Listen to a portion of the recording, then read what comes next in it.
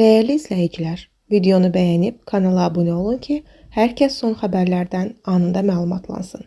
Lənkəranda kişi arvadını döyüb. Xəbər verilir ki, hadisə şəhərin Mirsalayev küçəsində qeydə alınıb. 41 yaşlı İlham Məcidov qeyddəki aksiyar şərtidir. Yaşadıkları evdə arvadı ilə aralarında yaranan mübahisə zamanı qadının əlini pəncərənin arasında sıxıb, sonra da yumruq zərbələrlə bədəninin müxtəlif nahiyələrinə xəsarət yetirib. Faktla bağlı İlham Məcidov barəsində Cinayət Məcəlləsinin 128-ci maddəsi ilə cinayət işi açılıb. Təqsirləndirilən şəxsin sözlərinə görə arvadı sinif yoldaşına zəng etdiyi üçün aralarında mübahisə yaranıb. 14 ildir ki, evliyəm, bir övladımız var. Arvadım çox qısqancdır. Sinif yoldaşımın atası dünyasını dəyişmişdi. Bakıya yasa getmişdim.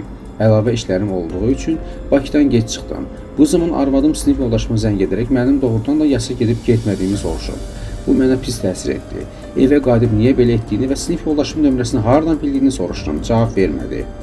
Zərər çəkən qadın isə əlini bağışlamadığını deyib və ona istintaq aparılan maddə üzrə Cinayət Məcəlləsinin 128-ci maddəsi ən ağır cəza verilməsi məhkəmədən xahiş edib. Lənkəran rayon